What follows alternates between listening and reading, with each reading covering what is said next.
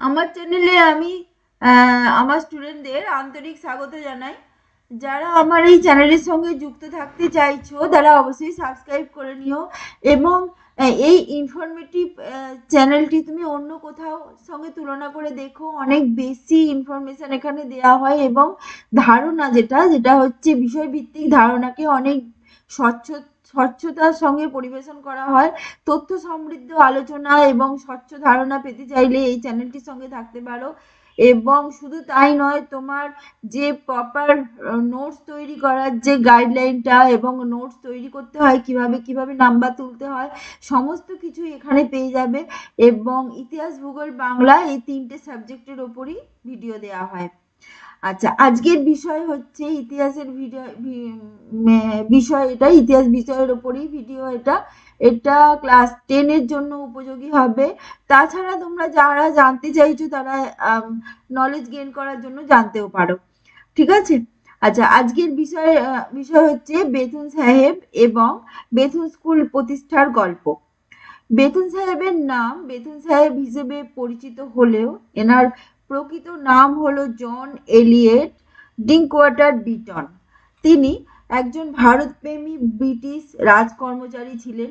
দেখো, ভারতবাসী হয়ে ভারতবাসীর জন্য কিছু করার প্রচেষ্টা, উদ্যোগ, সেটা কিন্তু আন্তরিক একটা প্রেরণা অনুভব হয়। আন্তরিক প্রচেষ্টা প্রত্যেকের মধ্যেই থাকা উচিত, যে দেশের জন্য, স্বজাতির জন্য, নিজের পরিজনের জন্য, নিজের প্রতিবেশীর জন্য কিছু করবে। কিন্তু ইনি বিদেশি হয়েও ভারতের জন্য যা কিছু করেছেন সেটা সত্যিই প্রশংসনীয়। তিনি বেথুন বালিকা বিদ্যালয় এবং বেথুন কলেজ প্রতিষ্ঠার পিছনে তার উদ্যোগ যথেষ্টই প্রশংসনীয়। এবং তার সঙ্গে সহকারী ভূমিকায় ছিলেন ঈশ্বরচন্দ্র বিদ্যাসাগর মহাশয়। এবং এই যে বেথুন স্কুল এবং বেথুন কলেজ, বেথুন স্কুল হচ্ছে এশিয়ার তথা ভারত উপমহাদেশের প্রথম বালিকা বিদ্যালয় এবং বেথুন কলেজটিও হচ্ছে প্রথম মহিলা কলেজ। ঠিক আছে।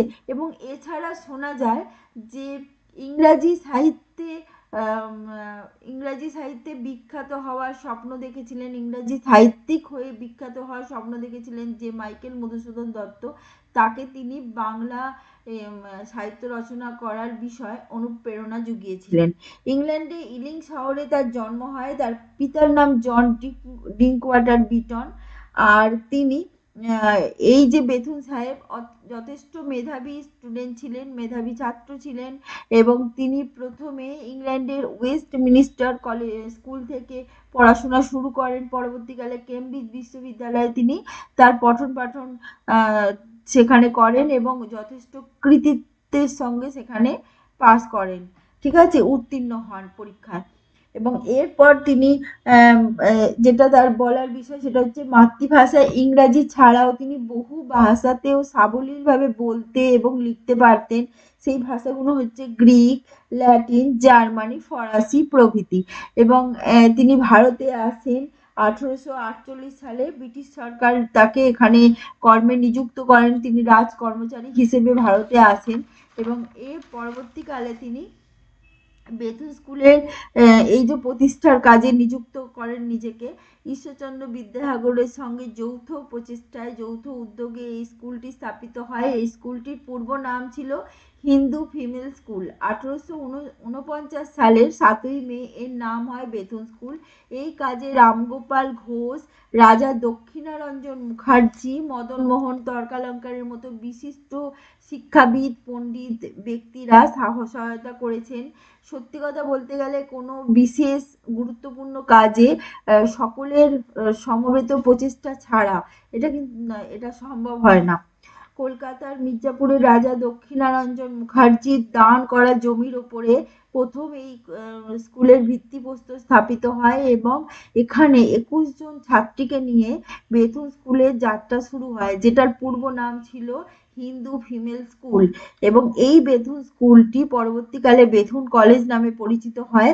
1851 সালের 12ই আগস্ট বেথুন সাহেবের মৃত্যু হয় এবং এরপর কর্নওয়ালিস স্কোয়ারে পশ্চিম দিকে একটি জমিতে এই স্কুলটি আবার স্থানান্তরিত হয়।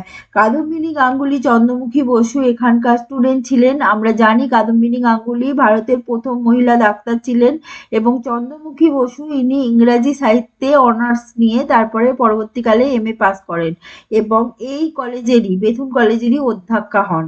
পরবর্তীতে এখানে যেটা দেখা গেছে যে 1890 থেকে 1931-এর মধ্যে প্রায় 22 জন স্টুডেন্ট মানে 22 জন ছাত্রী যথেষ্ট কৃতিত্বের সঙ্গে এখানে পাস করেন এবং বিএ পরীক্ষায় যে দিয়েছিলেন তারা সেখানে প্রায় মেধা তালিকার শীর্ষস্থানে তারা থাকেন এবং এই শীর্ষস্থান অধিকার করার জন্য কলকাতা বিশ্ববিদ্যালয় এই বেথুন কলেজকে পদ্মাবতী স্বর্ণপদকে সম্মানিত করে। আর 1938 সালের কাজী আখতার বানু দর্শন শাস্ত্রে বিএ পরীক্ষায় প্রথম স্থান অধিকার করে গঙ্গামণি দেবী স্বর্ণ পদক লাভ করেন এবং এই কলেজের ছাত্রীদের মধ্যে স্বনামধন্য ছাত্রীরা হলেন লেখিকা কামিনী রায়, স্বাধীনতা সংগ্রামী এবং রবীন্দ্রনাথ ঠাকুরের ভাগ্নি সরলা দেবী চৌধুরী রানী, স্বাধীনতা সংগ্রামী প্রীতিলতা ওয়াদ্দেদার, কল্পনা যোশী, লীলা নাগ, বীণা ভৌমিক প্রমুখ নারী বিশিষ্ট নারীবর্গ। ঠিক আছে, আজকে এই পর্যন্ত। আশা করছি ভিডিও ভালো হচ্ছে এবং মনোগ্রাহী হচ্ছে। সঙ্গে থাকো, একটা লাইক দিও, এতে আমরা অনেক বেশি মোটিভেটেড হই। ঠিক আছে, আজকে এই পর্যন্ত। ওকে, বাই।